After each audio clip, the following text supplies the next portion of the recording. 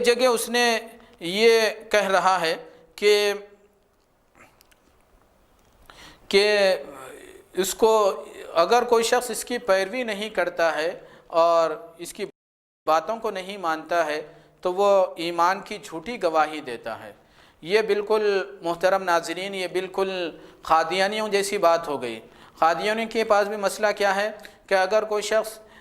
تمام باتوں پر ایمان رکھتا ہے، یعنی ایمان مفصل میں جتنی باتیں ہیں، آمنت باللہ و ملائکتہ و کتبہ و رسلہ والیوم الآخر، جتنی ساری باتیں ہیں ان سب باتوں پر ایمان رکھتا ہے، اللہ پر ایمان رکھتا ہے، تمام انبیاء پر ایمان رکھتا ہے، فرشتوں پر ایمان رکھتا ہے، کتابوں پر ایمان رکھتا ہے، رسول اللہ صلی اللہ علیہ وسلم پر ایمان رکھتا ہے، لیکن اگر وہ مرزا غلام قادیانی ملعون کو نہیں مانتا تو ان کے نزدیک وہ ایمان والا نہیں ہے، وہ ایمان کی جھوٹی گواہی دیتا ہے۔ بالکل اسی طرح کی بات فیاض کہتا ہے کہ اگر کوئی شخص مجھے نہیں مانتا ہے تو وہ ایمان کی جھوٹی گواہی دیتا ہے، یعنی اپنے سے رجوع ہونے والے ایک مٹھی بھر لوگوں کو چھوڑ کر دنیا میں جتنے لوگ ہیں جو ایمان کا کلمہ پڑھنے والے ہیں، کلمہ طیبہ پڑھنے والے ہیں، وہ سب اس کی نظر میں سب ایمان کی جھوٹی گواہی دینے والے ہیں۔ میرے محترم ناظرین، یہ بہت ساری باتیں اس طرح کی کافی باتیں ہیں، کافی ریکارڈنگ ہم لوگ کوڈ کیے ہیں، نوٹ کیے ہیں، اور اس سے اس کی گمراہی کا عقیدہ، اس کے گمراہ خیالات کھل کر سامنے آ گئے ہیں۔ تو بہرحال خلاصہ کیا ہے؟ خلاصہ یہ ہے کہ فیاض کی جو یہ گستاخانہ باتیں ہیں، ان باتوں سے واضح طور پر یہ بات سامنے آتی ہے کہ یہ شخص در پردہ اپنے آپ کو نبی کی حیثیت سے منوانا چاہتا ہے، پیغمبر کی حیثیت سے منوانا چاہتا ہے، تبھی تو اپنی ویسی اطاعت کرنا کہ اپنی اطاعت کو اس طرح اپنی اطاعت کرنے کا حکم دے رہا ہے جیسا نبیوں کی اطاعت کی جاتی ہے، جیسا پیغمبروں کی اطاعت کی جاتی ہے، جیسا رسولوں کی پیروی کی جاتی ہے، اسی طرح اپنی پیروی کرنے کا حکم دے رہا ہے۔ اور رسولوں کو جھٹلانے کا اور رسولوں کی باتوں کو جھٹلانے کا جو انجام ہوتا ہے، وہی انجام اپنی باتوں کو جھٹلانے کا یہ بتا رہا ہے۔ تو اس لیے حقیقت یہ ہے کہ یہ شخص در پردہ اپنے آپ کو نبی کی حیثیت سے، پیغمبر کی حیثیت سے اپروچ کرنا چاہ رہا ہے، متعارف کرنا چاہ رہا ہے۔ تو اس لیے یہ تو اس کی باتیں ہو گئی، گستاخانہ خیالات ہے۔ اور اس کے جو نظریات ہیں، جو کفریہ نظریات ہیں، خاص طور پہ دعا کے بارے میں اور اللہ کے رسول صلی اللہ علیہ وسلم کی دعاؤں کے بارے میں، انبیاء کرام کی دعا کے بارے میں، جیسے مثال کے طور پر اس نے ایک بات کہی کہ دعا کرنا ضد ہے، دعا نہیں کرنا چاہیے۔ اب ایک آدمی مجبور ہے، پریشان حال ہے، تو وہ تو اپنی مجبوری کا اور اپنے پریشان حال کا اظہار کرنے کے لیے اپنے خالق، اپنے مالک، اپنے آقا بارگاہ خداوندی میں گڑ گڑاتا ہے، درخواست کرتا ہے کہ اللہ میری مدد فرما، میری نصرت فرما، مجھے صحت عطا فرما۔ فیاض کہتا ہے کہ یہ دعا نہیں کرنا چاہیے، دعا کرنا ضد ہے، اللہ تعالیٰ ہم کو جس حال میں رکھے اس حال میں راضی رہنا چاہیے۔ تو یہ دعا کے بارے میں، حالانکہ ہم صبح شام اللہ تعالیٰ کی بارگاہ میں دعا کرتے ہیں، جب بھی ہم نماز پڑھتے ہیں تو سورہ فاتحہ میں ہے اہدنا الصراط المستقیم، اے اللہ ہم کو سیدھی راہ دکھا،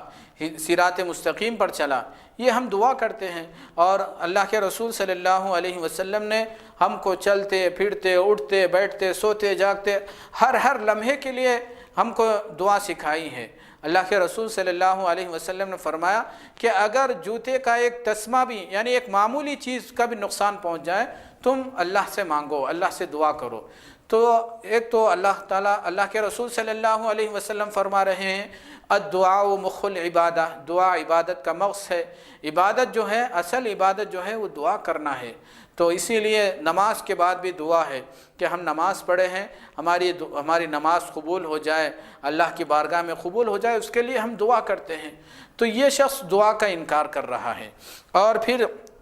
نعوذ باللہ اس سے آگے بڑھ کر یہ کہتا ہے کہ انبیاء کرام کی بھی دعائیں قبول نہیں ہوئی۔ حضرت ابراہیم علیہ السلام نے دعا کر کے نعوذ باللہ اللہ مجھے معاف کرے،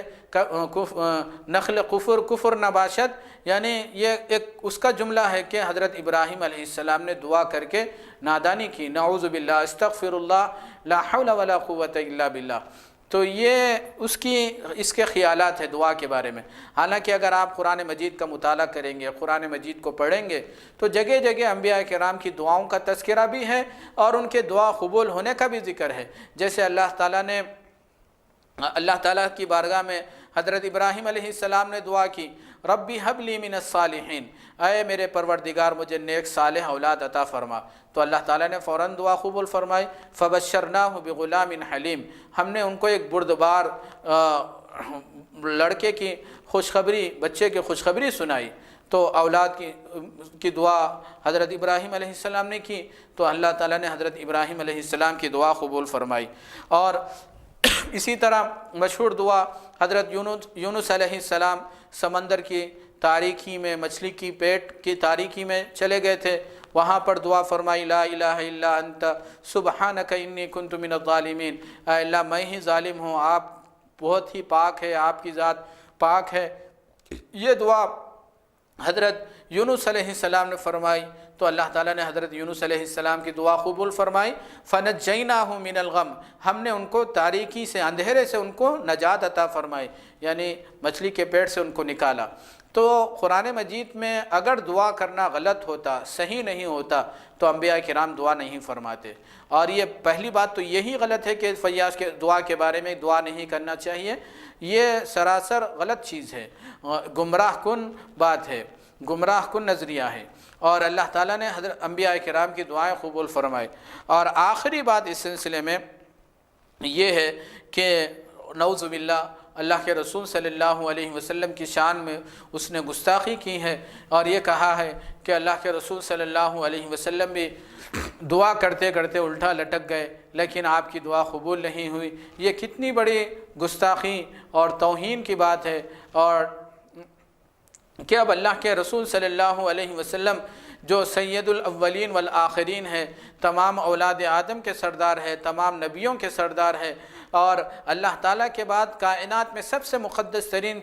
ذات رسول اللہ صلی اللہ علیہ وسلم کی ذات گرامی ہے، بعد از خدا بزرگ تو یہ قصہ مختصر، یہ رسول اللہ صلی اللہ علیہ وسلم کا مقام اور مرتبہ ہے، لیکن فیاض کی گستاخانہ باتوں سے رسول اللہ صلی اللہ علیہ وسلم کی ذات گرامی بھی محفوظ نہیں رہی، اور ان کے بارے میں یہ کہہ رہا ہے کہ وہ آپ دعا کرتے کرتے نعوذ باللہ الٹا لٹک گئے اور آپ کی دعا قبول نہیں ہوئی۔ تو اس سے ہم یہ بات سمجھ سکتے ہیں کہ یہ چیز، یہ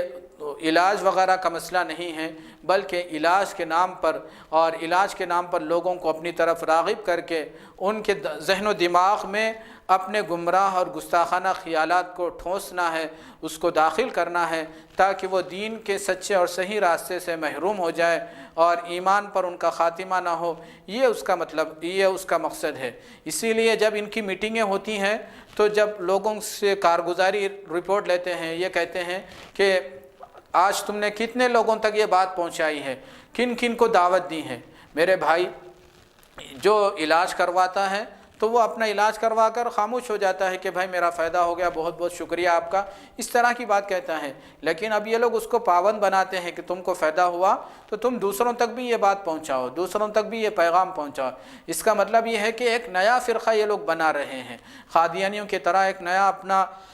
اپنی الگ پہچان بنانا چاہتے ہیں۔ تو اس لیے محترم ناظرین، یہ جو فیاض بھیا کا جو فتنہ ہے، اس فتنے سے ہم ہوشیار اور چوکنا رہیں، اور یہ چند باتیں فیاض کے بارے میں نے آپ حضرات کے سامنے رکھی ہیں۔ اللہ تعالیٰ سے دعا کیجئے کہ اللہ تعالیٰ ہم سب کو